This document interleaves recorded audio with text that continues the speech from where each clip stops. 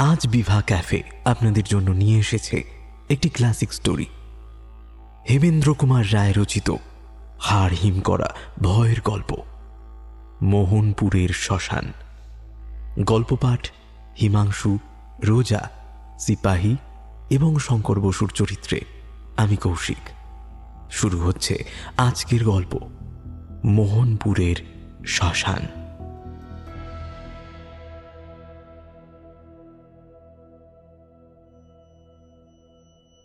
আমি যার জীবনের আশ্চর্য কাহিনী বলবো তার নাম হচ্ছে আনন্দমোহন সেন। তাকে আমি চিনি না, চোখে দেখিও নি। খুব সম্ভব তার মৃত্যু হয়েছে আমার জন্মাবার আগেই।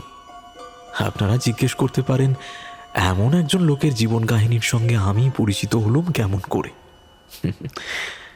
আগে এই জিজ্ঞাসারই জবাব দেওয়া উচিত, নইলে আপনারা হয়তো ভাববেন যে নিজের মন গড়া একটা আজগুবি উপকথা বলে আমি খামোখা আপনাদের পিলে চমকে দেবার চেষ্টা করছি।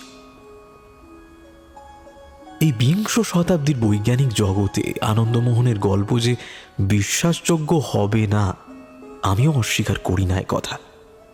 কিন্তু যে কাহিনী আমি নিজে রচনা করিনি তা সত্য বা মিথ্যা বলে একতরফা ডিক্রি জারি করারও অধিকার আমার নেই। বিশ্বাস করা এবং না করা সম্বন্ধে আমি আপনাদের সম্পূর্ণ স্বাধীনতা দিতে রাজি আছি। শঙ্কর বসু ছিলেন অধ্যাপক এবং আমার বন্ধু। এবারের পুজোর ছুটিটা তার দেশের বাড়িতে কাটাবার জন্যে আমাকে তিনি সঙ্গে নিয়ে গেলেন। তার দেশের বাড়ি ছিল বর্ধমানের দামোদর নদের ধারে। এর আগে আর কখনো এখানে আসিনি।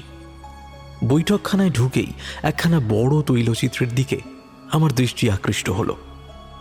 চিত্রের বিষয়বস্তু এই: চারিধারে অন্ধকার। একটি তরুণী তার ঊর্ধ্বস্থিত ডান হাতে সেকেলে একটা লণ্ঠন ধরে রয়েছে। তরুণীর দেহের অন্যান্য অংশ অন্ধকারের ভিতরে প্রায় মিলিয়ে গিয়েছে। কেবল ভালো করে দেখা যাচ্ছে তার মুখখানি, অপূর্ব ও জীবন্ত সৌন্দর্যে ভরা সেই মুখ। পটের একপাশে খানিক স্পষ্ট ও খানিক অস্পষ্টভাবে দেখা যাচ্ছে আরও একটা মূর্তি। সে যুবক এবং তার চোখে মুখে ফুটে উঠছে বিষম বিস্ময় ও দারুণ আতঙ্ক। সুন্দরীর লণ্ঠনের আলোতে যুবক বোধহয় এমন কোনো ভয়ঙ্কর দৃশ্য দেখতে পেয়েছে যা দেখে মানুষের বুকের রক্ত জমে বরফ হয়ে যায়। অদ্ভুত বিষয়বস্তু। তরুণী কি দেখাতে চায় এবং যুবক কেনই বা এত ভয় পেয়েছে, ছবিতে তার কোনো ইঙ্গিত নেই। শঙ্কর হেসে বলল, হিমাংশু, এরকম রহস্যময় ছবি তুমি বোধহয় আগে কখনো দেখোনি। না, ছবিতে চিত্রকর কি দেখাতে চায়? মনে হচ্ছে এখানে কোনো কাল্পনিক ছবি নয়। ছবিতে যে দৃশ্য রয়েছে এই পৃথিবীর উপর একদিন সত্য সত্যই তার অভিনয় হয়ে গিয়েছে। তোমার অনুমান মিথ্যা নয়। ছবিখানি আঁকা হয়েছে একটি সত্য ঘটনাকে অবলম্বন করে। কি সে ঘটনা? ভয়ঙ্কর। এই ছবিতে ফুটেছে একটি বিয়োগান্ত নাটকের শেষ দৃশ্য। ওই যে তরুণী, ওর নাম লীলা। আর ওই যে যুবক, ওর নাম আনন্দমোহন সেন। কে ওরা? লীলার বাবার নাম হচ্ছে চন্দ্রমোহন চৌধুরী, সেকালকার একজন সুবিখ্যাত মূর্তি চিত্রকর। আনন্দমোহন ছিল তাঁরই কৃতি ছাত্র।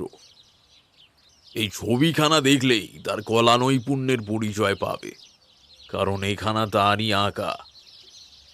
এরা কেউই আজ বেঁচে নেই। এখন গল্পটি কি শুনি না? আমার বাবা আনন্দমোহনের নিজের মুখ থেকে গল্পটি শুনে আমাকে বলেছিলেন অনেক দিন আগে। বাবাকে আনন্দমোহন খুব ভালোবাসতো, তাই মারা যাওয়ার সময় ওই ছবিখানা তাকে উপহার দিয়ে গিয়েছিল। কিন্তু গল্পটি কি? একটু ধৈর্য ধরো। এমন রোদে ধোয়া সকালে এরকম গল্প অস্বাভাবিক বলে মনে হবে তো। অলৌকিক জমে নিরালা রাতের ছায়ায়, বুঝলে? গল্পটি খালি ভয়ানক নয়, অলৌকিকও। শুনলেই বুঝবে।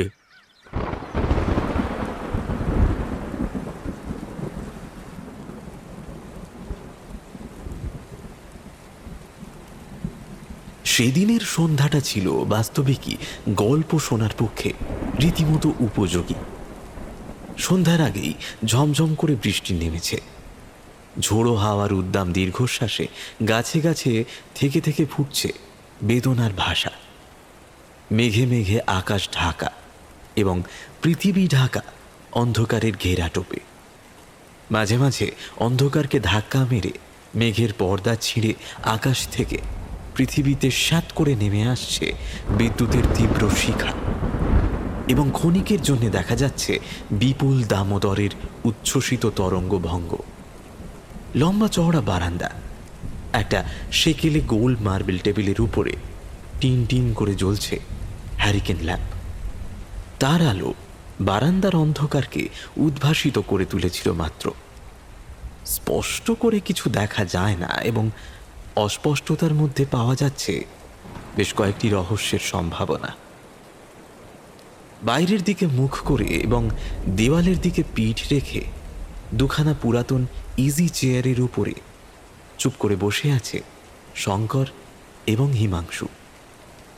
কোথাও কোনো মানুষের কাজের বা কণ্ঠের সাড়া শব্দ নেই। তারা উপভোগ করছিল এই বৃষ্টিধারা ধৌত নির্জনতা। বোধ করি বৃষ্টি ও ঝড়কে ফাঁকি দেবার জন্যেই হঠাৎ একটা বাদুড় ভিতরে এসে বারান্দার ছাদ ঘেঁষে দুই ডানা দিয়ে ঝটপট শব্দ তুলে উড়ে বেড়াতে লাগলো। হিমাংশু বললে, লেখকরা অলৌকিক গল্প বলবার সময় প্রায়ই বাদুড়ের উল্লেখ করেন। তোমারও গল্পে বাদুড় আছে নাকি?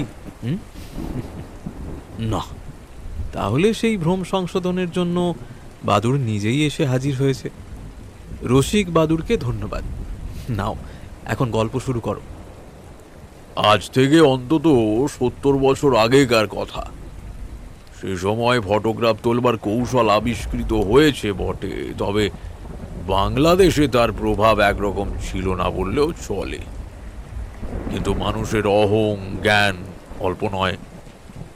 মৃত্যুর আগে সে ইহলোকে নিজের স্থায়ী চিহ্ন কিছু কিছু রেখে যেতে চায়, এবং ধনীদের ভিতরেই এই স্বভাবের প্রকাশ পাওয়া যায় বেশি। বাংলাদেশের প্রাচীন ধনী পরিবারের বসতবাড়ির ভিতরে গেলেই দেখা যাবে দেওয়ালে চারিদিকে টাঙানো রয়েছে বড় বড় তৈলচিত্রের পর তৈলচিত্র। অধিকাংশই হচ্ছে ওই পূর্বপুরুষদের ছবি। আজকের ধনী এবং নির্ধনরাও সাধারণত ফটোগ্রাফের সাহায্যে নিজেদের নশ্বর চেহারাটা পৃথিবীতে বাঁচিয়ে রেখে যাওয়ার চেষ্টা করে, কিন্তু সেকালে ছিল কেবল তৈলচিত্রের চলন। ধনীরা নিজেদের নশ্বর দেহগুলোকে অবিনশ্বর করবার জন্যে বড় বড় চিত্রকরকে আহ্বান করতেন। সেকালকার গরিব আর সাধারণ গৃহস্থরা ইচ্ছা থাকলেও এই বিলাসিতাকে প্রশ্রয় দিতে পারত না, কারণ তৈলচিত্র আঁকতে যত টাকার দরকার তত টাকা থাকতো না তাদের পকেটে বা ট্যাঁকে। চন্দ্রবাবু সেকালকার একজন নামজাদা মূর্তি চিত্রকর ছিলেন। শিল্পী সমাজে তার ছিল ওস্তাদ বলে খ্যাতি, এবং ধনী সমাজে তার ছিল অতিশয় সমাদর। নিজেদের খোলস অর্থাৎ বাইরের চেহারাটাকে অমর করবার প্রত্যাশায় সেকালকার অনেক রাজা মহারাজা এবং জমিদার আশ্রয় গ্রহণ করতেন সাগ্রহে। চন্দ্রবাবুর ছাত্রও ছিল কয়েকজন। অবসরকালে তিনি তাদের চিত্র সম্বন্ধে শিক্ষা দিতেন, এবং ছাত্রদের মধ্যে তার সবচেয়ে প্রিয় ছিল আনন্দমোহন। আনন্দ ছিল যাকে বলে অনাথ। তার বাড়ি ঘর আত্মীয় স্বজন কিছুই ছিল না, কিন্তু আনন্দের চিত্রাঙ্কন পটুতা ও মিষ্ট প্রকৃতি দেখে তার প্রতি আকৃষ্ট হয়েছিলেন চন্দ্রবাবু। তাকে তিনি নিজের সংসারে আশ্রয় দিয়েছিলেন বাড়ির ছেলের মতন, এবং চন্দ্রবাবুর পক্ষে আনন্দের মতো একজন বিশ্বস্ত লোকের আবশ্যক ছিল অন্তত।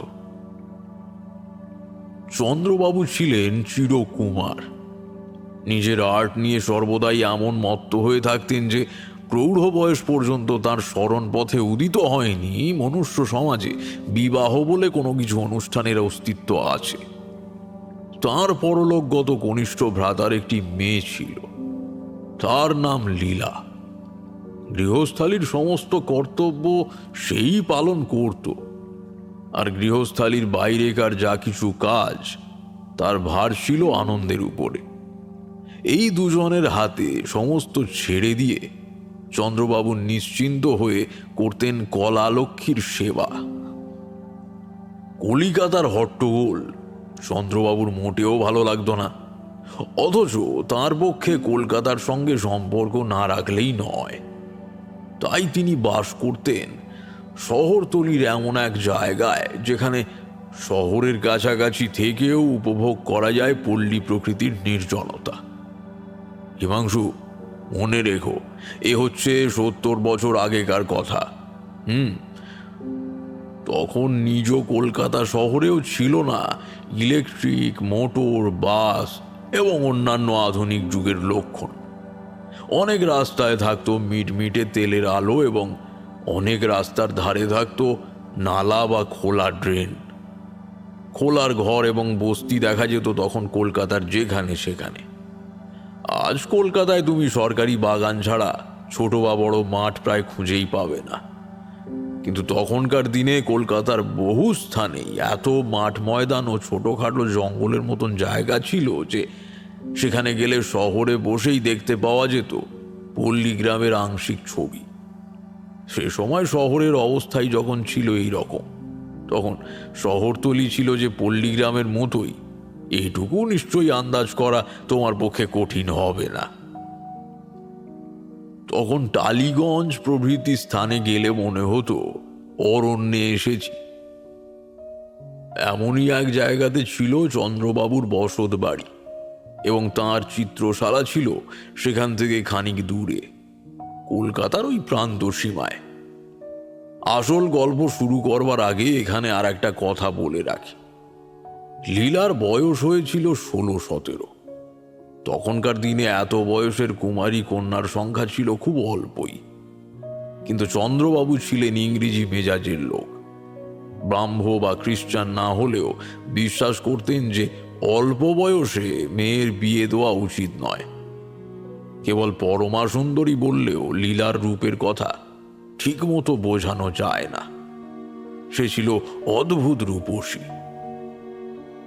রং, গড়ন, চোখ মুখ ছিল এমন ধারা যে খুঁজলেও তার জোড়া মিলত না।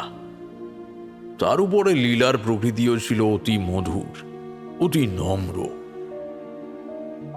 সুতরাং এমন একটি মেয়ের দিকে যে আনন্দ আকৃষ্ট হবে, এ হচ্ছে খুবই সহজ কথা। মনে মনে সে অদূর ভবিষ্যতে লীলাকে নিজের সহধর্মিণী রূপে কল্পনা করত। লীলাও বোধহয় এটুকু বুঝতে পারত, যদিও আনন্দ কোনোদিনই মুখে প্রকাশ করেনি সে আপন মনের কথা। আনন্দ ও লীলা ছিল একই জাতের লোক, তবু আপাতত লীলার সঙ্গে যে তার বিবাহের প্রসঙ্গ, ওটা অসম্ভব। এ সত্য আনন্দের অজানা ছিল না। সে হচ্ছে অনাথ, পরের আশ্রয় বাস করে। সে লীলাকে বিয়ে করতে চাইলে চন্দ্রবাবু হয় খাপ্পা হয়ে উঠবেন, নয় হেসেই উড়িয়ে দেবেন অমন অদ্ভুত প্রস্তাব। অতএব নিজেকে যথাসম্ভব তাড়াতাড়ি তৈরি করে তোলবার চেষ্টা করছিল আনন্দ। চন্দ্রবাবু নিজেই মত প্রকাশ করেছেন তার শিক্ষা প্রায় সম্পূর্ণ হয়ে এসেছে। অল্প দিনের মধ্যেই স্বাধীনভাবে সে চিত্র ব্যবসায় অবলম্বন করতে পারবে। স্বাধীন হওয়ার অর্থই হচ্ছে অর্থ উপার্জন করবার ক্ষমতা। ধনী সমাজে আনন্দের যদি পসার হয়, তাহলে তার হাতে লীলাকে সমর্পণ করতে চন্দ্রবাবুর নিশ্চয়ই আপত্তি হবে না। আনন্দ দিনের পর দিন গুনছিল সেই আশাতেই। তখন সন্ধ্যা হয়। অন্যান্য ছাত্ররা বিদায় নিয়েছে। চিত্রশালার মধ্যে কাজ করছে আনন্দ একা। একখানি বড় ঘর দোতলার উপরে।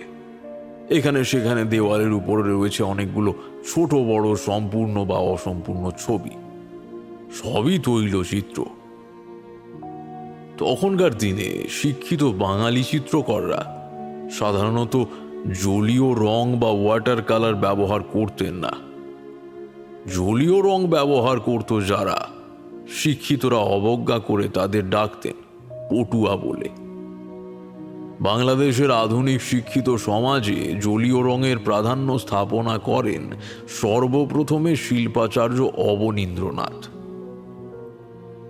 তাড়াতাড়ি স্বাধীন হওয়ার জন্য আনন্দমোহন পরিশ্রম করত প্রায় দিবারাত্রি ব্যাপী। অন্যান্য ছাত্ররা ছুটি নিয়ে চলে গেলে পরেও সে অনেকক্ষণ ধরে চিত্রশালায় রং আর তুলি নিয়ে নিযুক্ত থাকত। কোনো এক খেয়ালি ক্রেতার ফরমাসে সে আঁকছিল একখানা অদ্ভুত ছবি, নরকের দৃশ্য। যমদূতেরা জনৈক পাপীকে ধরে ধরে অগ্নিকুণ্ডের মধ্যে নিক্ষেপ করতে উদ্যত হয়েছে। পাপীর মূর্তি প্রায় সম্পূর্ণ হয়ে এসেছে, কিন্তু আনন্দ বিপদে পড়েছে যমদূতগুলোকে নিয়ে। জ্যান্ত মানুষের সঙ্গে যমদূতের পরিচয় হয় না। আনন্দ কখনো দেখেনি যমদূত। তাদের চেহারা যে ঠিক কিরকম হওয়া উচিত আনন্দ কিছুতেই তা ধারণায় আনতে পারছে না। বিলাতি ছবিতে ইম্প, ডেমন ও ডেভিল প্রভৃতিকে দেখেছে। তাদের কালো কালো প্রায় মানুষের মতন চেহারা, কিন্তু তাদের মাথায় থাকে শিং, পিছনে থাকে ল্যাজ এবং পায়ে থাকে গরু প্রভৃতির মতন খুর। কিন্তু যিনি ছবির ফরমাস দিয়েছেন তিনি হচ্ছেন নাকি পরম হিন্দু। গঙ্গা জল ছাড়া আর কোনো জল তিনি পান করেন না। আনন্দ অনায়াসেই ফিরিঙ্গি, ইম্প, ডেমন ও ডেভিলের মূর্তি আঁকতে পারত, কিন্তু সেসব খ্রিস্টানি মূর্তি দেখলে হিন্দু ক্রেতার হিন্দুত্ব নিশ্চয়ই জখম হবে।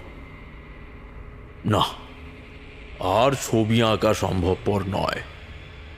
চিত্রশালার মধ্যে পুঞ্জীভূত হয়ে উঠবার চেষ্টা করছে সন্ধ্যার অন্ধকার।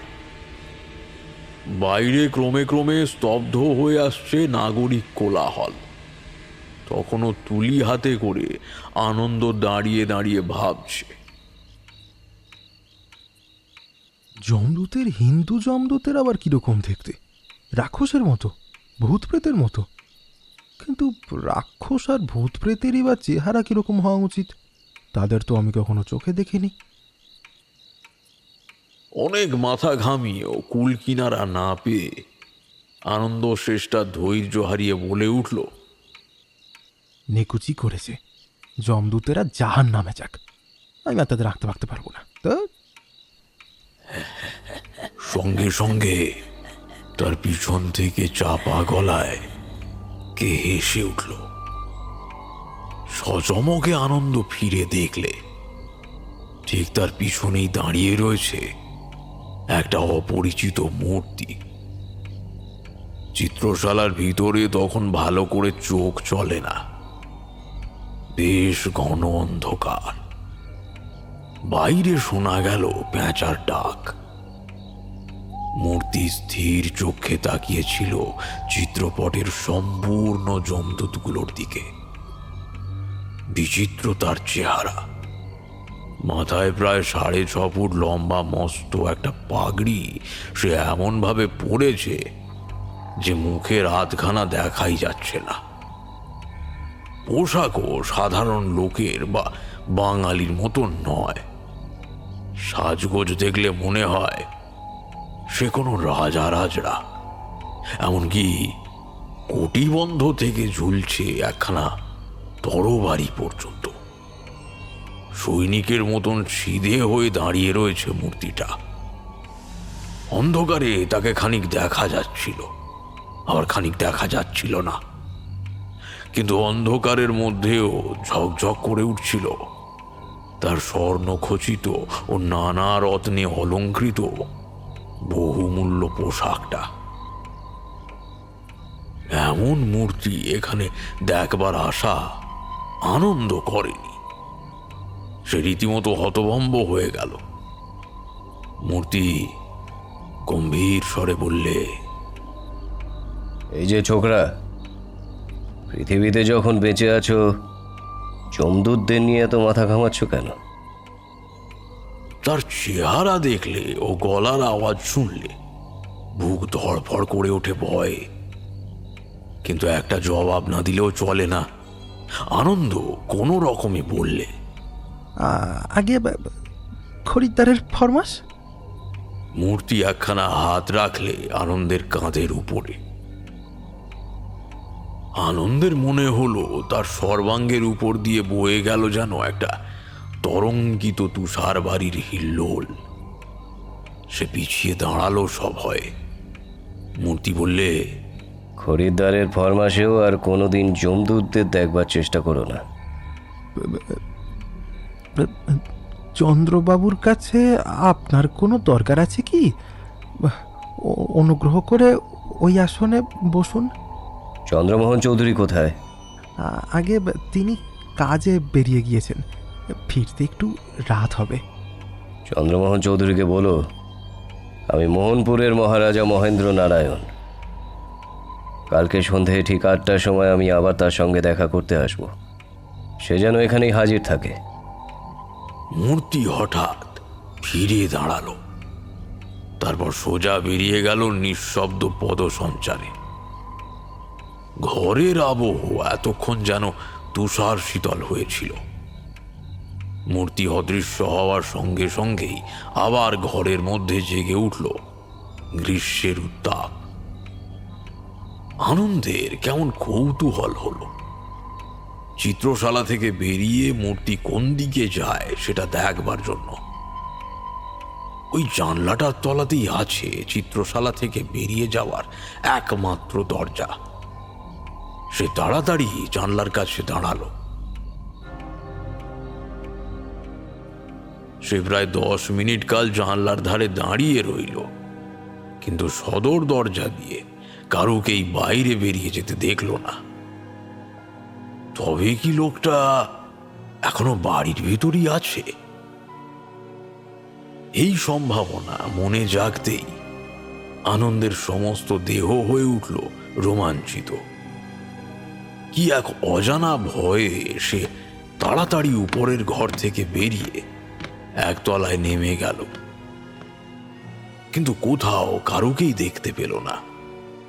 তখন এই আশ্চর্য ব্যাপার নিয়ে আর মাথা না ঘামিয়ে সে চিত্রশালার দরজা বন্ধ করে হাঁপ ছেড়ে বাঁচল।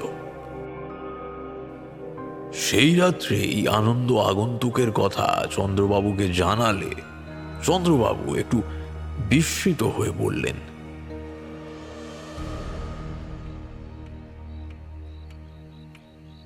মোহনের মহারাজা মহেন্দ্র নারায়ণ? কই, কখনো তার নাম পর্যন্ত শুনিনি। কি চান তিনি? নিশ্চয়ই আমার হাতে তার রাজ্যভার সমর্পণ করতে আসবেন না।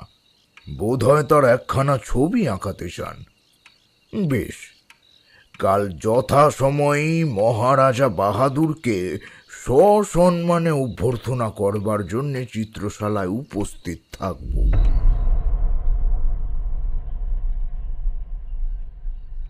পরের দিন সন্ধ্যা। চিত্রশালার মধ্যে একমাত্র আনন্দ ছাড়া আর কোনো ছাত্র নেই। চন্দ্রবাবু ঘরের ভিতরে পায়চারি করছিলেন।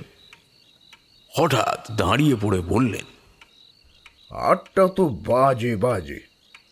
আনন্দ, কই এখনো তো কারুর টিকি দেখতে পাচ্ছি না। আগে তিনি ঠিক 8টার সময় আসবেন বলেছেন। কি যেন নাম বলেছিলে? মোহনপুরের মহারাজ মহেন্দ্র নারায়ণ? আগে হ্যাঁ। দেখতে কি রকম? দেখলেই মনে হয় বেশ সম্ভ্রান্ত ব্যক্তি। বয়স কত?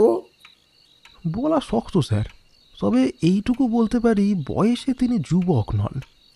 8টা বাজতে আর 1 মিনিট বাকি।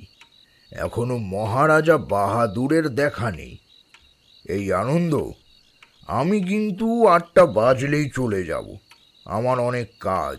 মহারাজা বাহাদুর যদি তারপরেও আসেন, তুমি তার সঙ্গে কথাবার্তা কয়ো। জীবনে রাজা মহারাজা দেখেছি প্রায় 2 ডজন। কোনো মহারাজের জন্যেই আমি এখানে ধর্ণা দিয়ে বসে থাকতে রাজি নই। মহারাজাদের চেয়ে আমি মহাশয়দের বেশি পছন্দ করি।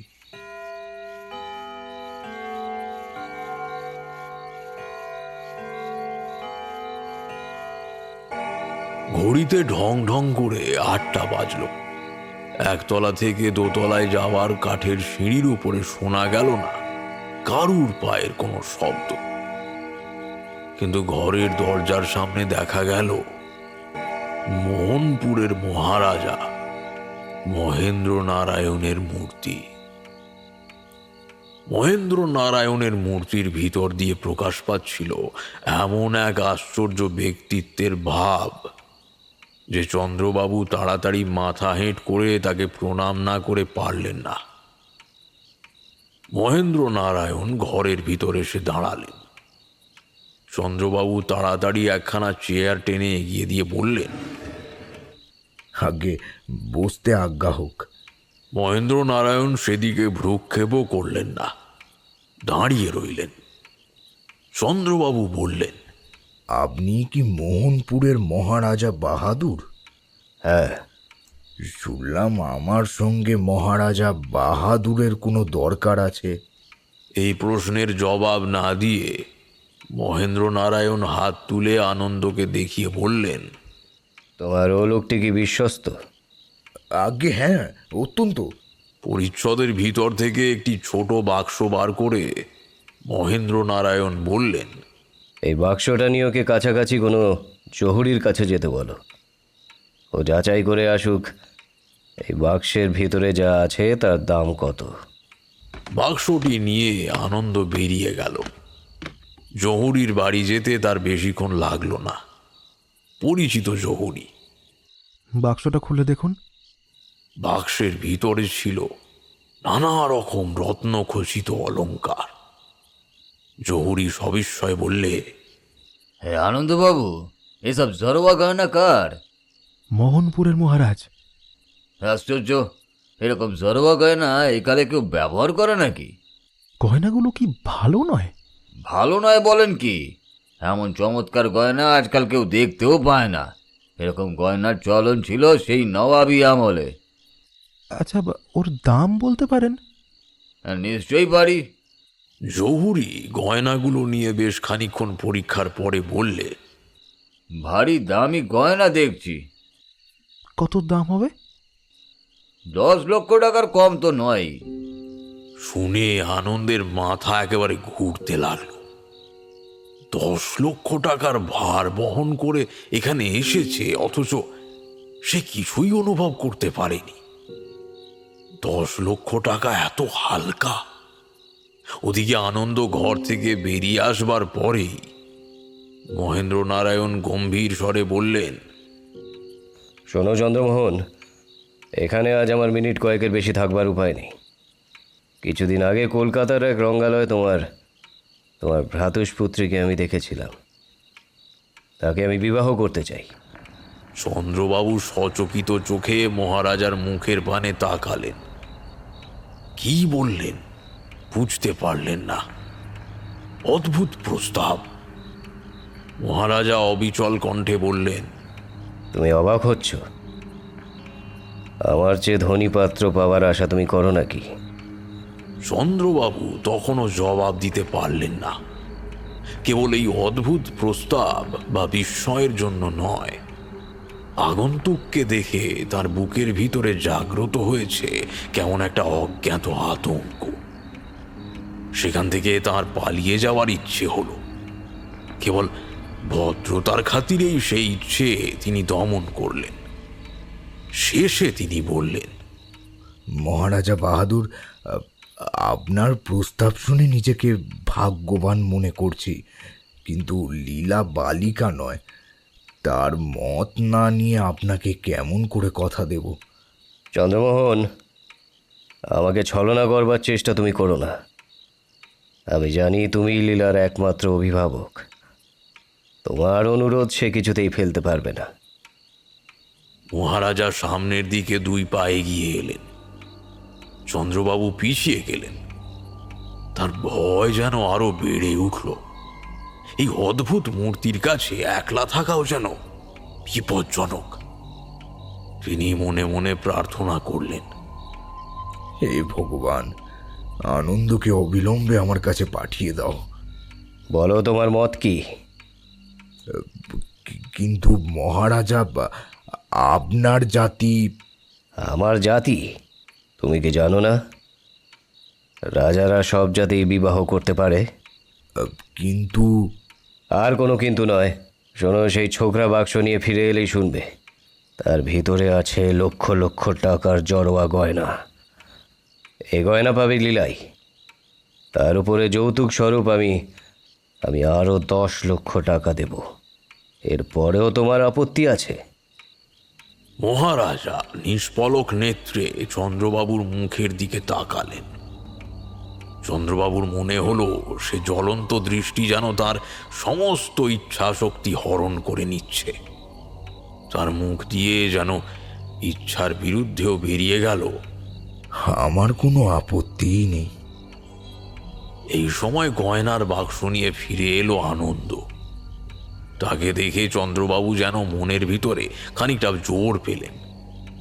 ভাবলেন, আর একটু আগে ছোকরা যদি আসতো তাহলে সে কথা দিত না। জুহুরি বললে বাক্সের ভেতরে 10 লক্ষ টাকার গয়না আছে। শুনলে? চন্দ্রবাবু নিজের মনকে এই ভেবে প্রবোধ দিতে চাইলেন, মহারাজা দেখতেও সুপুরুষ নন, বয়সেও নবীন নন, কিন্তু লীলা হবে মহারানী, আর সম্পত্তিও পাবে 20 লক্ষ টাকার। তার পক্ষে যেটা কল্পনাতীত। সুতরাং এমন বিবাহে সম্মতি দিলে আমার পক্ষে বিশেষ অন্যায় হবে না। কিন্তু মহারাজা, আমার একটি আর্জি আছে।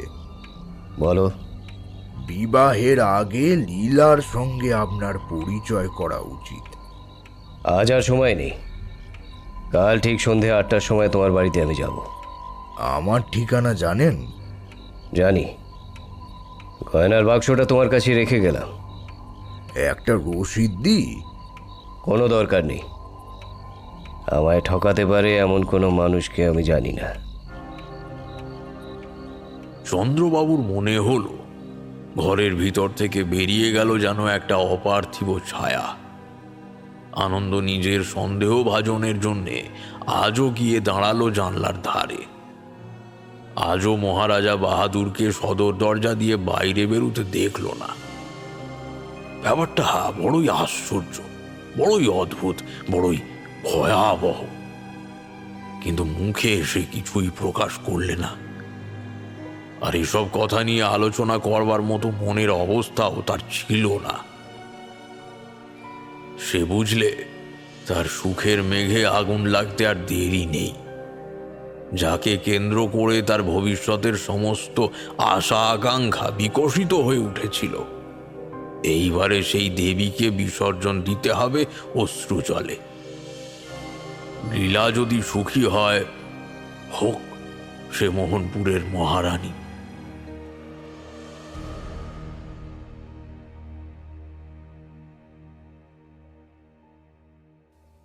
পরের দিন সন্ধ্যা 8টার কিছু আগে চন্দ্রবাবু অতিথি সৎকারের জন্য আহার্যের আয়োজন করেছিলেন প্রচুর।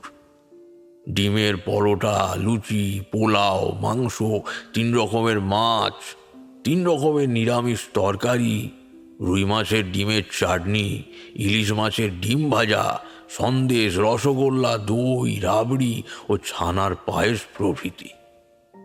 লীলা নিজের হাতে সারাদিন ধরে এইসব রেঁধেছে।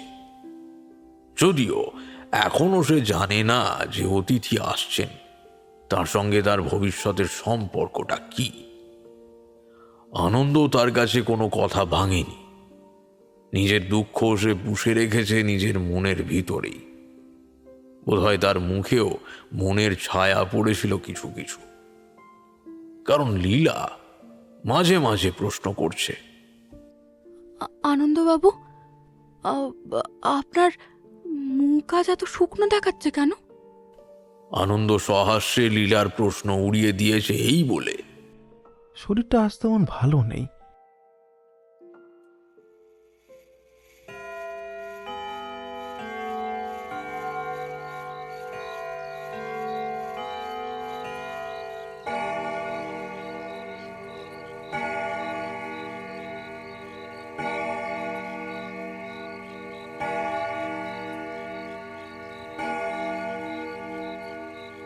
বাজলো 8টা। সঙ্গে সঙ্গে বৈঠকখানার দরজার সামনে দেখা গেল মহারাজা মহেন্দ্র নারায়ণ বাহাদুরকে। চন্দ্রবাবুর বুকের কাছটা ধক করে উঠল। এমন আকস্মিকভাবে মহারাজার আবির্ভাব তিনি প্রত্যাশা করেননি। মহারাজা আত্মপ্রকাশ করলেন যেন হাওয়ার ভিতর থেকে। যদিও এমন চিন্তা হাস্যকর, তবু এই কথাই মনে হলো চন্দ্রবাবুর। কিন্তু বিস্মিত হলো না আনন্দ। সে এইটাই আশা করছিল। মহেন্দ্র নারায়ণ দরজার কাছ থেকেই বললেন, আমার হাতে 8 ঘন্টার বেশি সময় নেই। তোমার ভ্রাতুষ্পুত্রী কোথায়? দোতলায়। তবে দোতলায় চলো। মনে রেখো, কাঁটায় কাঁটায় 8:30টার সময় আমাকে এখান থেকে যেতে হবে। ভালো করে মহেন্দ্র নারায়ণের দিকে তাকিয়ে চন্দ্রবাবু কেমন যেন শিউরে উঠলেন। আনন্দেরও 2 চক্ষু হলো বিস্ফারিত। মহেন্দ্র নারায়ণ আজ এসেছেন পদস্থ সৈনিকের বেশে এবং তার সমস্ত মুখখানা স্পষ্টভাবে দেখা যাচ্ছে। আর সে কি মুখ! মুখের রং একেবারে হলদে, তার মধ্যে রক্তের চিহ্ন মাত্র নেই। চোখের তারার উপর ও নিচের দিকেও দেখা যাচ্ছে সাদা অংশ। সে যেন কোনো উন্মাদগ্রস্তের চোখ। মাথায় লম্বা লম্বা রুক্ষ কটা চুলগুলো এসে পড়েছে কাঁধের উপরে, যেন তৈলের সঙ্গে তাদের সম্পর্ক ঘুচে গেছে বহুকাল। ওষ্ঠাধর কালো কুচকুচে, তাদের ঠেলে বাইরে বেরিয়ে পড়েছে দুপাশে 2টো সাপদের মতো হিংস্র হলদে রঙের লম্বা দাঁত। হঠাৎ দেখলে মনে হয় এ যেন অনেক দিন আগেকার গলায় দড়ি দিয়ে মরা মানুষের মুখ। কোনো দুষ্ট প্রেতাত্মা দেহের ভিতরে আশ্রয় নিয়ে মুখখানাকে জ্যান্ত করে রেখেছে কতকটা। মনের ভাব প্রাণপণে গোপন করে চন্দ্রবাবু বললেন, বেশ, আসুন মহারাজা বাহাদুর, আমরা দোতলাতেই যাই। সশব্দে ভারী ভারী পা ফেলে মহেন্দ্র নারায়ণ সিঁড়ি দিয়ে উপরে উঠতে লাগলেন, ঠিক যন্ত্রচালিত কোনো মূর্তির মতন, কিংবা যেন কোনো পুতুলবাজির পুতুলকে চালনা করছে অদৃশ্য রজ্জুর সাহায্যে। উপরের ঘরে বসেছিল লীলা। মহেন্দ্র নারায়ণকে দেখেই সে চমকে আড়ষ্ট হয়ে রইল কাঠের মতো। লীলা, ইনি হচ্ছেন মোহনপুরের মহারাজা বাহাদুর। লীলা নিজেকে সামলে নিয়ে তাড়াতাড়ি দাঁড়িয়ে উঠে 2 হাত জড়ো করে প্রণাম করলে। মহেন্দ্র নারায়ণ প্রায় আধ মিনিট ধরে লীলার দিকে তাকিয়ে স্তব্ধ হয়ে দাঁড়িয়ে রইলেন। তারপর হঠাৎ ফিরে পাশের ঘরের দিকে তাকিয়ে বললেন, চন্দ্রমোহন, একবার ওই ঘরে আমার সঙ্গে এসো। যাচ্ছি মহারাজা বাহাদুর। আপনার যখন সময় নেই তখন তাড়াতাড়ি খাওয়ার ব্যবস্থাটা করে যাই। মহেন্দ্র নারায়ণ অত্যন্ত বিস্মিত স্বরে বললেন, খাবার? আজ্ঞে মহারাজা বাহাদুর, আপনাকে খাওয়াবার শক্তি আমার কোথায়? ওই সামান্য আয়োজন। সামান্য বা অসামান্য কোনো খাদ্যই আমি গ্রহণ করতে পারবো না। সে কি, লীলা যে এত কষ্ট করে রেঁধেছে। বাজে সময় নষ্ট করো না, পাশের ঘরে চলো। অগত্যা আর বাক্য ব্যয় না করে মহেন্দ্র নারায়ণকে নিয়ে চন্দ্রবাবু পাশের ঘরে গিয়ে ঢুকলেন। বললেন, এখন কি আদেশ বলুন? এই নাও 10 লক্ষ টাকা। লীলাকে আমি সঙ্গে নিয়ে মোহনপুরে ফিরে যেতে চাই। সে কি, বিবাহ না করেই? আমাদের বংশের নিয়ম, পাত্র রাজধানীতে নিয়ে গিয়ে পাত্রীকে বিবাহ করে। মহারাজার রাজ্যের কথা জানি না, কিন্তু এ দেশেও নিয়ম অচল। মহেন্দ্র নারায়ণ সিধে হয়ে দাঁড়ালেন। মাথায় তিনি যেন উঁচু হয়ে উঠলেন আরো 1 ফুট। দীপ্ত চক্ষে চন্দ্রবাবুর দিকে তাকিয়ে গম্ভীর স্বরকে গম্ভীরতর করে বললেন, চন্দ্রমোহন, আমাকে তোমাদের দেশের নিয়ম মেনে চলতে হবে নাকি? লীলাকে আমার হাতে সমর্পণ করবে বলে তুমি কথা দিয়েছ। নিজের কথা রাখতে তুমি বাধ্য। কাল আমার সঙ্গে মোহনপুরে যেতে হবে, বুঝলে? বুঝলে? সেই দীপ্ত দৃষ্টির মধ্যে ছিল কোনো জাদু। আবার চন্দ্রবাবুর মনে হলো তার সমস্ত ইচ্ছা শক্তি যেন বিলুপ্ত হয়ে গেল। সামনের মূর্তি যেন প্রভু, তিনি যেন গোলাম। মাথা নত করে বললেন, যে আগে তাই হবে। কাল সকাল 10টার সময় সিপাহীদের সঙ্গে ডুলিয়ে আসবে।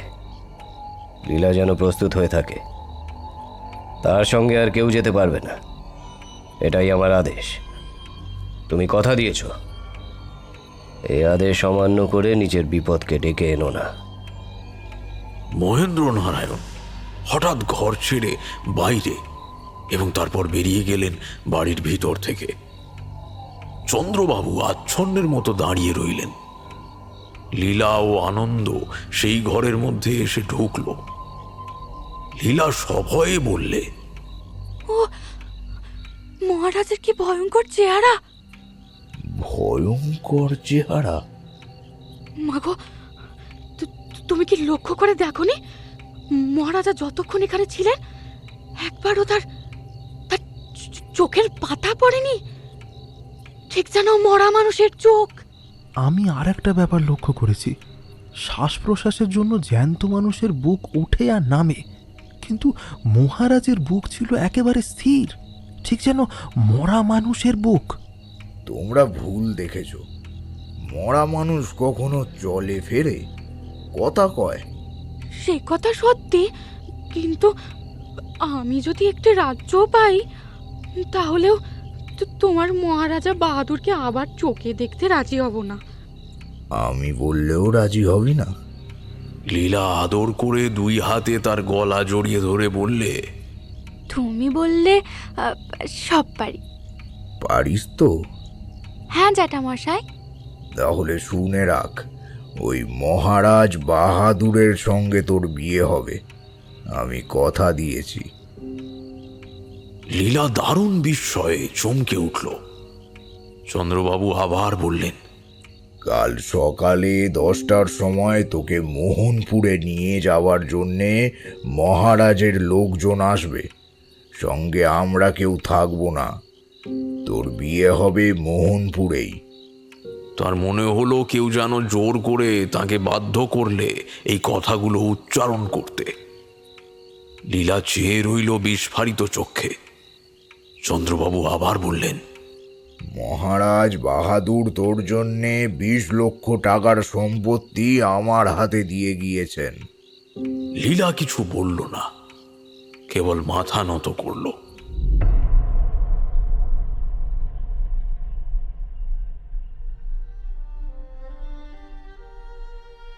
লীলা মোহনপুরে চলে গিয়েছে। তার অভাবে সমস্ত বাড়িখানা ঠেকছে ফাঁকা ফাঁকা। চন্দ্রবাবুর আর কিছু ভালো লাগে না, নিজেকে তার অপরাধী বলে মনে হয়। একজন অজানা, কেবল অজানা নয়, প্রাচীন বয়সী এবং ভয়াবহ রূপে কুৎসিত বিদেশির হাতে টাকার লোভে এমন করে লীলাকে সমর্পণ করা তার পক্ষে উচিত হয়নি কিছুতেই। না জানি তিনি লীলার চোখে হীন হয়ে পড়েছেন কতখানি, কিন্তু লীলা তো কিছুই জানে না। তার কোনো উপায় ছিল না। মহেন্দ্র নারায়ণ নিশ্চয়ই মায়াবী। সে যখনই এসেছে তখনই কি মন্ত্রগুণে তাকে বশ করে ফেলেছে। তার কাছে তিনি তার সমস্ত নিজস্বতা হারিয়ে ফেলতেন। তার হাতে লীলাকে তিনি তুলে দিয়েছেন নিজের সম্পূর্ণ অজ্ঞাতসারেই। লীলার সঙ্গে দেখা হলে এই সত্যটাই তাকে বুঝিয়ে দিতে হবে। আনন্দও যে মনমরা হয়ে আছে সে কথা বলাই বাহুল্য। চন্দ্রবাবুর বাড়িতেও সে খুব অল্পক্ষণই থাকে। চিত্রশালায় গিয়ে দিনের অধিকাংশ সময় সে কাজকর্মের মধ্যে ডুবে থেকে ভুলবার চেষ্টা করে লীলার অভাব। 3 দিনের কাজ সে একদিনে সেরে ফেলে। প্রায় 1 মাস কেটে গেল, লীলার কোনো খবর নেই। একদিন আনন্দকে ডেকে চন্দ্রবাবু বললেন, বুঝলে আনন্দ, ব্যাপার বড় ভালো বুঝছি না। কি ব্যাপার? যাবার সময় লীলা বলে গিয়েছিল নিয়মিতভাবে চিঠিপত্র লিখবে, কিন্তু 1 মাসেও তার একখানা চিঠিও এলো না। এর কারণ কি?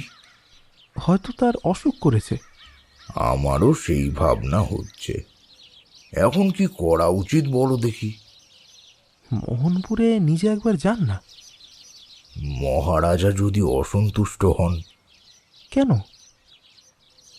আমি গরিব, তুচ্ছ এক পটো। সকলের সামনে আমাকে শ্বশুর বলে মানতে যদি তার মানে বাঁধে।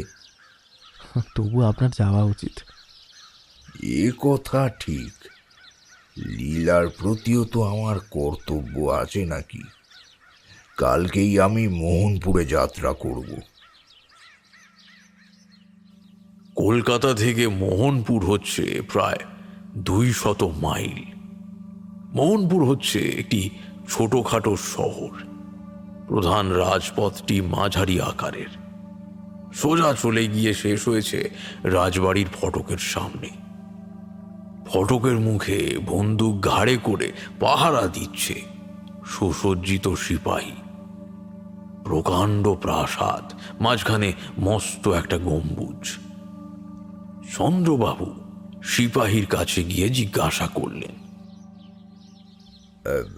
মহারাজা বাহাদুরের সঙ্গে দেখা হবে? ম্যানেজার বাবুকে জিজ্ঞাসা করুন। তিনি কোথায়? ওই যে এই দিকেই আসছেন। একটি প্রৌঢ় ভদ্রলোক রাজবাড়ির ভিতর থেকে বেরিয়ে আসছিলেন। চন্দ্রবাবু তাকে নমস্কার করলেন। ম্যানেজার বললেন, নমস্কার, মহাশয়ের কি চাই? আগে একবার মহারাজা বাহাদুরের দর্শন প্রার্থনা করি। আপনি কোথা থেকে আসছেন? কলিকাতা থেকে। আপনি মহারাজ বাহাদুরকে চেনেন? কিছু কিছু চিনি। আচ্ছা, কি সূত্রে আপনার তার পরিচয়? চন্দ্রবাবু ভেবেছিলেন মহারাজার সঙ্গে তার আসল সম্পর্কের কথা বাইরের কারুর কাছে ভাঙবেন না, কিন্তু এখন তাকে বাধ্য হয়ে বলতে হলো। মহারাজ বাহাদুরের সঙ্গে আমার ভ্রাতুপুত্রীর বিবাহ হয়েছে। ম্যানেজার চমকিত চোখে চন্দ্রবাবুর মুখের পানে তাকালেন, বললেন, হ্যাঁ, অসম্ভব। কেন অসম্ভব? কেন? আমার চেহারা হোমরা চোমরা নয় বলে আমার ভ্রাতুপুত্রীও কি মহারাজের অযোগ্যা? না মশাই, আসলে তা নয়। আমি সেই কারণে অসম্ভব বলছি না। তবে আমাদের মহারাজা এখনো বিবাহ করেননি। এইবারে চন্দ্রবাবুর বিস্মিত হওয়ার পালা। খানিকক্ষণ স্তব্ধ থেকে বললেন, এত বয়সেও তার বিবাহ হয়নি? আমাকে কি এই কথা বিশ্বাস করতে হবে? মশাই, আপনি বলেন কি? আমাদের মহারাজা নরেন্দ্র নারায়ণ এই সবে 23-এ পা দিয়েছেন। আপনাদের মহারাজা নরেন্দ্র নারায়ণ? হ্যাঁ, আমাদের মহারাজারও ওই নাম। তবে কি তিনি কলিকাতায় গিয়ে নাম ভারিয়েছিলেন? আচ্ছা, কতদিন আগে কলকাতায় তার সঙ্গে আপনার দেখা হয়েছিল? মাসখানেক আগে। ম্যানেজার এইবার হেসে বললেন, মশাই, কোনো জুয়া চোরের পাল্লায় পড়েছেন আপনি, বুঝলেন? আমাদের মহারাজা নরেন্দ্র নারায়ণ গেল হপ্তাতেই বিলেত থেকে ফিরেছেন। বিডাতে তিনি 8 মাস ছিলেন, বুঝলেন? চন্দ্রবাবুর মাথায় যেন বাজ ভেঙে পড়ল। তবে কি তিনি লীলাকে সমর্পণ করেছেন কোনো এক প্রতারকের কবলে? তবু তিনি একটা নতুন সম্ভাবনার ইঙ্গিত পেয়ে জিজ্ঞাসা করলেন, এখানে মহারাজা মহেন্দ্র নারায়ণ বলে কেউ আছেন? একালে নেই, সেকালে ছিলেন। মানে? মহারাজা মহেন্দ্র নারায়ণ ছিলেন আমাদের বর্তমান মহারাজার গ্র্যান্ডফাদার, মানে পিতামহ। 60 বছর আগেই তার মৃত্যু হয়েছে। চন্দ্রবাবু সেইখানেই দাঁড়িয়ে রইলেন মন্ত্রাচ্ছন্ন স্তম্ভিতের মতন। তারপর তার মাথার ভিতর দিয়ে খেলে গেল আর এক ভয়াবহ সম্ভাবনার বিদ্যুৎ। তাড়াতাড়ি তিনি বললেন, মহেন্দ্র নারায়ণের কোনো প্রতিকৃতি আছে? আপনি সন্দেহভাজন করতে চান? আচ্ছা বেশ, আসুন। রাজবাড়ির বৈঠকখানায় মহারাজের পূর্বপুরুষদের অয়েল পেন্টিং আছে। প্রকাণ্ড বৈঠকখানা, রাজকীয় ঐশ্বর্যে পরিপূর্ণ, দেওয়ালে দেওয়ালে বড় বড় নতুন ও পুরাতন মূর্তিচিত্র। একদিকে অঙ্গুলি নির্দেশ করে ম্যানেজার বললেন, এই দেখুন মহারাজ মহেন্দ্র নারায়ণকে। শুনেছি তার মৃত্যুর 3 দিন আগে এই ছবিখানা আঁকা হয়। তিনি হঠাৎ মারা যান জলে ডুবে, কিন্তু তার দেহ খুঁজে পাওয়া যায়নি। কিন্তু এসব কথা চন্দ্রবাবুর কর্ণে প্রবেশ করছিল না। প্রায় বাহ্য জ্ঞানহীন হয়ে তিনি চিত্রাঙ্কিত মহেন্দ্র নারায়ণের মুখের দিকে তাকিয়েছিলেন নিষ্পলক নেত্রে। এই তো লীলার স্বামী মহেন্দ্র নারায়ণ। তবে তিনি দেখেছেন এক অপার্থিব মৃত মুখ, আর এই মুখ হচ্ছে জীবন্ত মানুষের। আকাশ পাতাল তফাৎ, কিন্তু মুখ এক। চন্দ্রবাবুর মনে হলো ছবির মহেন্দ্র নারায়ণ যেন তাঁর দিকে তাকিয়ে ক্রূর উপহাসের হাসি হাসলেন। ম্যানেজার তার গায়ে হাত দিয়ে বললেন, মশাই, সাড়া দেন না কেন? এখন আপনার সন্দেহ মিটল তো? কি বলছেন? হ্যাঁ, 1 মাস আগে এই মূর্তি আমার বাড়িতে গিয়েছিল। পাগলের মতো প্রলাপ বকবেন না তো। পাগল? না না, পাগল এখনো হয়নি, এইবারে হব। বলতে বলতে তিনি অবশ হয়ে পড়লেন গৃহতলে।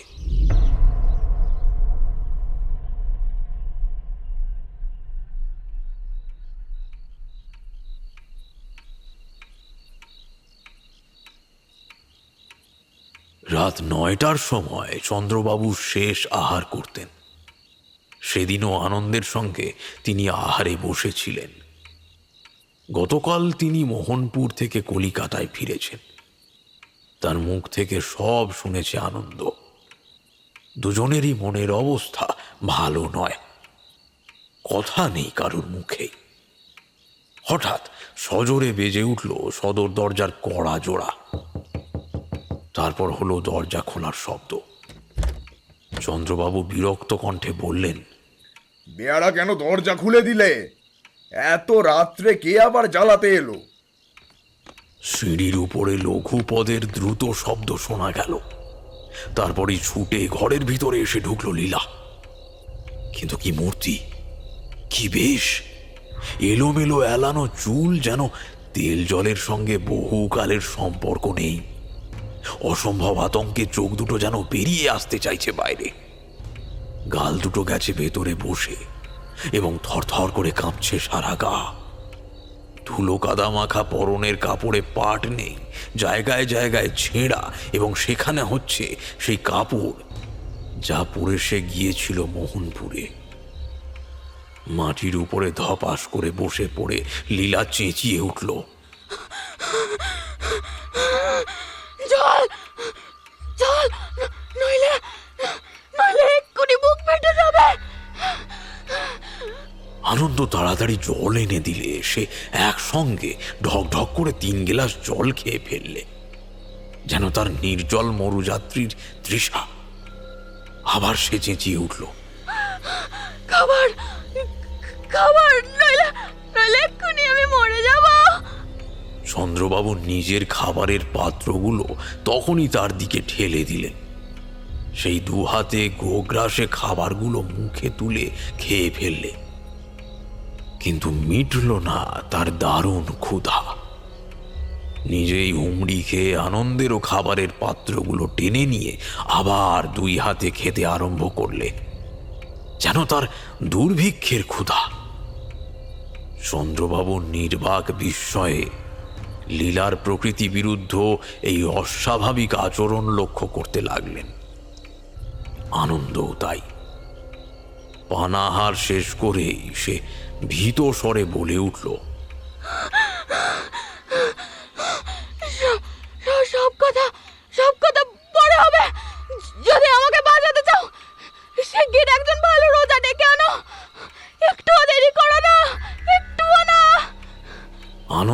রোজা ডাকতে ছুটল।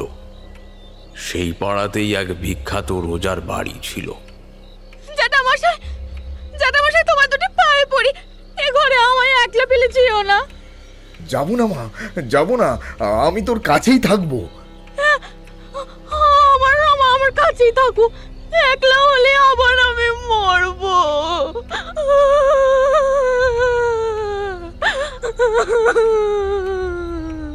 মারে, তোর কথার মানে বুঝতে পারছি না। আগেই বলেছি, এ ঘরের মাঝের এক দরজা দিয়ে পাশের ঘরে যাওয়া যায় এবং দেখাও যায় তার ভেতরটা। সেই দিকে তাকিয়েই আতকে উঠে লীলা অতি আর্ত স্বরে আবার চিৎকার করে উঠল, সে এসেছে, সে এসেছে, কে এসেছে রে? সে এসেছে। তার নাম নেই, তার দেহ নেই, কিন্তু আছে। জ্যাঠামশাই, জ্যাঠামশাই, তুমি কি পচা মরার দুর্গন্ধ পাচ্ছ না? হ্যাঁ, কই পাচ্ছি না তো। কিন্তু কিন্তু আমি পাচ্ছি।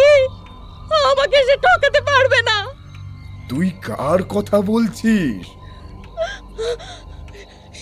সে আমাকে আবার নিয়ে যেতে এসেছে। সে কোথায় সে? আঙুল দিয়ে পাশের ঘর দেখিয়ে কাঁদন ভরা গলায় লীলা বললে, ওখানে, ওখানে ওই যে দাঁড়িয়ে আছে, আমি ওকে স্পষ্ট দেখতে পাচ্ছি।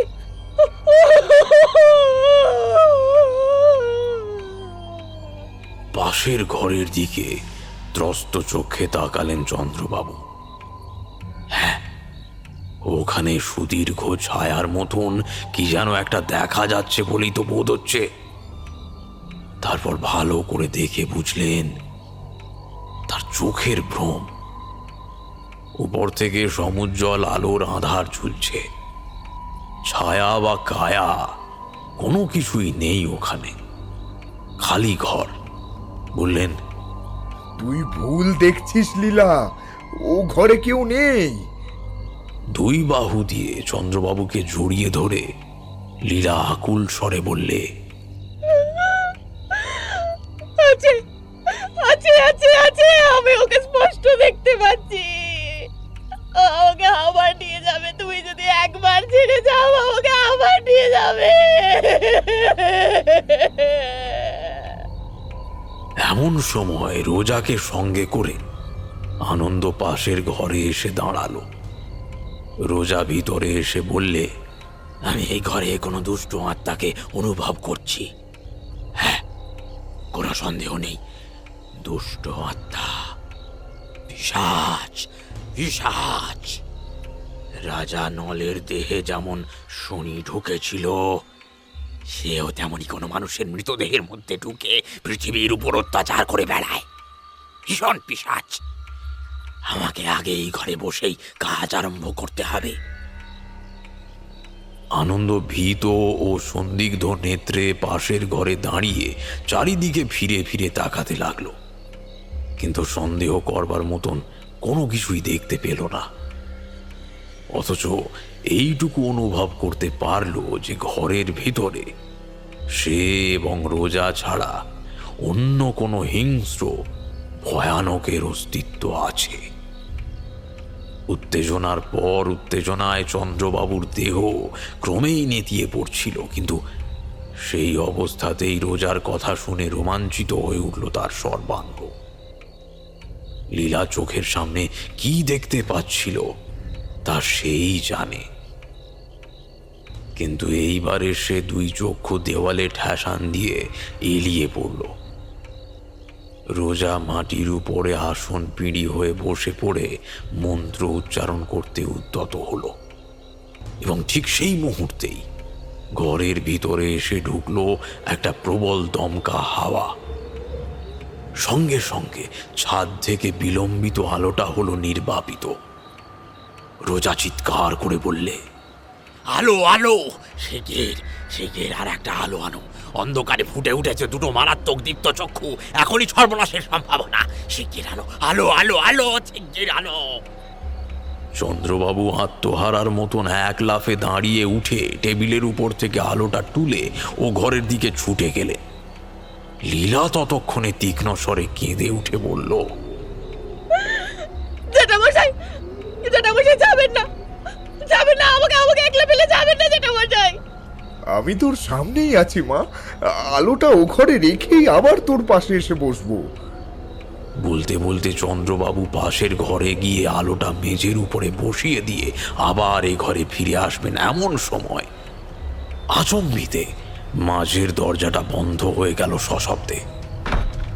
পর মুহূর্তেই লীলার কণ্ঠে জাগল পরিত্রাহী চিৎকারের পর চিৎকার। চন্দ্রবাবু পাগলের মতন মাঝের দরজার উপরে ঝাঁপিয়ে পড়লেন। আনন্দ ও রোজা যোগ দিলে তার সঙ্গে। ও ঘরের মধ্যে লীলার বিষম চিৎকার ও ব্যাকুল ক্রন্দন আরো বেড়ে উঠল। কিন্তু তিনজনের সমবেত শক্তিও দরজার পাল্লা দুখানা এক চুলো ফাঁক করতে পারলে না। তারপরেই একেবারে স্তব্ধ হয়ে গেল লীলার কণ্ঠস্বর। ও ঘরের বারান্দার দিকের একটা দরজা খোলার শব্দ হলো এবং তারপরেই অকস্মাৎ খুলে গেল মাঝের ঘরের বন্ধ দরজাটা। যারা প্রাণপণে দরজা ঠেলছিল তারা সকলেই টাল সামলাতে না পেরে খোলা দরজার ভিতরে গিয়ে ও ঘরের মেঝের উপর পড়ে গেল হুমড়ি খেয়ে। আলো এনে দেখা গেল ঘরের মধ্যে কেউ নেই। আনন্দ বারান্দায় যাবার খোলা দরজা দিয়ে ছুটে গেল বাইরে। সেদিন উঠেছিল প্রতিপদের চাঁদ। চারিদিক একেবারে ধপধপ করছে। বারান্দার তলাতেই একটি ছোট রাস্তা, তারপরেই একটা পুষ্করিণী এবং তার ভাঙা ঘাট। সেই ভাঙা ঘাটের সামনে পুষ্করিণীর খানিকটা জল ঘুরছিল চক্রের পর চক্র দিয়ে, যেন এইমাত্র সেখানে কোনো ভারী জিনিস পড়েছে কিংবা কেউ ঝাঁপ খেয়ে অতলে তলিয়ে গিয়েছে।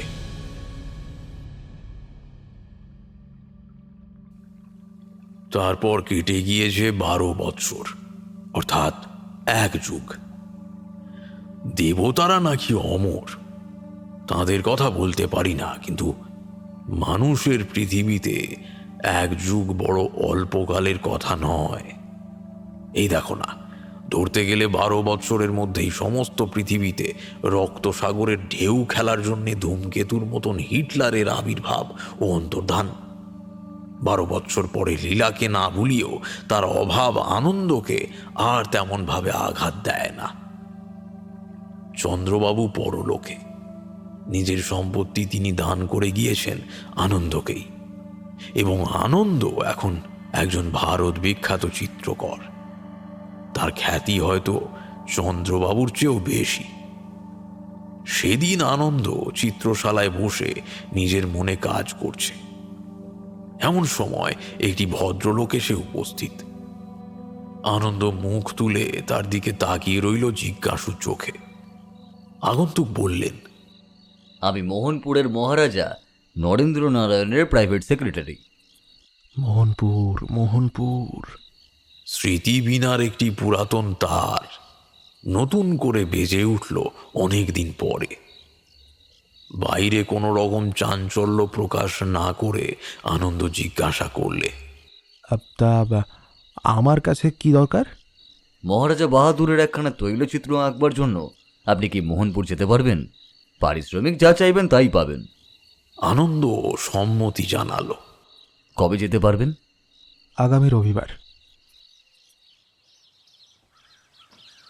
যথাসময় আনন্দ মোহনপুরে গিয়ে হাজির হলো। বৈঠকখানায় বসেছিলেন মহারাজা বাহাদুর। অতি সদালাপী লোক। তার সঙ্গে কথা কইতে কইতে হঠাৎ আনন্দের দৃষ্টি পড়ল মহেন্দ্র নারায়ণের প্রকাণ্ড তৈলচিত্রের উপরে। মহারাজের কি একটা প্রশ্নের জবাব দিতে গিয়ে সে একেবারে থেমে গেল। বিস্ফারিত নেত্রে আড়ষ্ট হয়ে তাকিয়ে রইল ছবিখানার দিকে। তার মনে হলো ছবির মুখ যেন তাকে দেখেই নির্দয় ব্যঙ্গভরা হাসি হাসছে। মহারাজা বিস্মিত হয়ে বললেন, মনে হচ্ছে আমার পিতামহের ছবি দেখে আপনি ভয় পেয়েছেন। কেন বলুন দেখি? আনন্দ তাড়াতাড়ি নিজেকে সামলে নিল।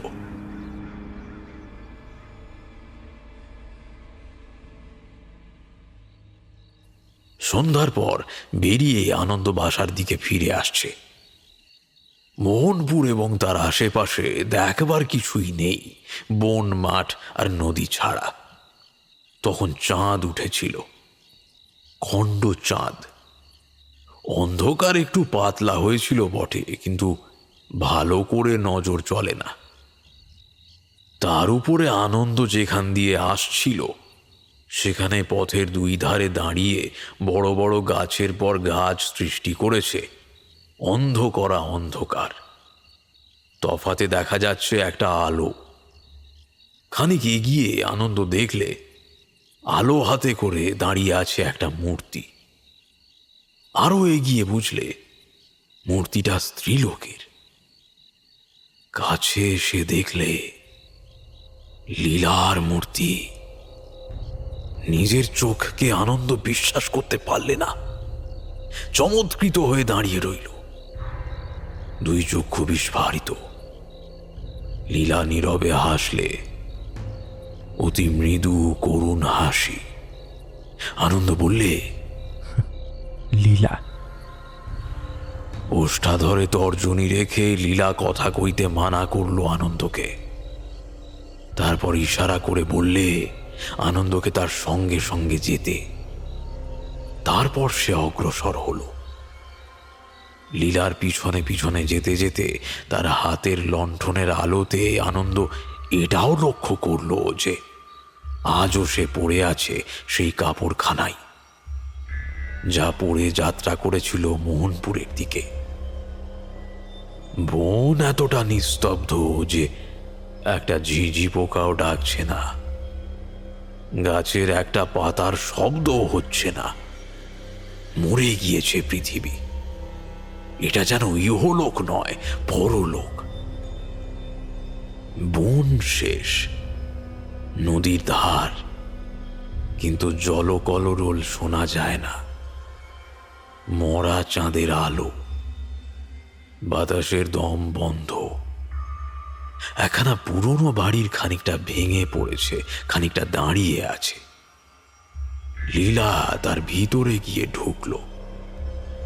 একখানা মস্ত ঘর, তারই মধ্যে গিয়ে দাঁড়ালো লীলা এবং আনন্দ। ঘরের মাঝখানে রয়েছে প্রকাণ্ড পালঙ্ক, চারিধারে তার মশারি দিয়ে ঘেরা। মৌন মুখে ধীর পদে এগিয়ে গিয়ে লীলা মশারির কাপড় টেনে তুলল। খাটের উপর একেবারে সিধে হয়ে বসে আছে মোহনপুরের মহারাজা মহেন্দ্র নারায়ণের বিভীষণ মূর্তি। বিকট চিৎকার করে আনন্দ মূর্ছিত হয়ে পড়ল।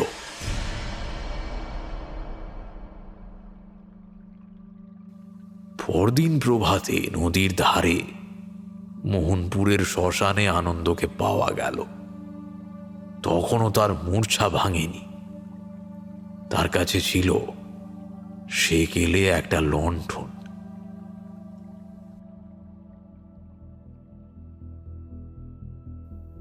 শুনছিলেন আজকের গল্প হেমেন্দ্র কুমার রায় রচিত মোহনপুরের শ্মশান। গল্প পাঠ এবং বেশ কিছু চরিত্রে কৌশিক, অন্যান্য চরিত্রে আনন্দ, আসঞ্জন, মহেন্দ্র নারায়ণ, শুভদীপ্ত, চন্দ্রবাবু, হ্যাপি, জহুরি ও সেক্রেটারি বুবাই সাহা, লীলা, কাব্যশ্রী, ম্যানেজার ও মহারাজা লিও, পোস্টার ডিজাইন দীপক অধিকারী, সাউন্ড এফেক্টস তিয়াশা ও শ্যাডো, পরিচালনা টিম বিভা ক্যাফে, পরিবেশনা ও প্রযোজনা বিভা পাবলিকেশন। গল্পটি ভালো লেগে থাকলে শেয়ার করতে পারেন এবং আরও নতুন নতুন গল্প শুনতে সাবস্ক্রাইব করুন আমাদের ইউটিউব চ্যানেল বিভা ক্যাফে। তাহলে পরবর্তী সপ্তাহে ফিরছি আরও একটি গল্প নিয়ে। ততদিন ভালো থাকুন এবং শুনতে থাকুন বিভা ক্যাফে, গল্প শোনার সঠিক ঠিকানা।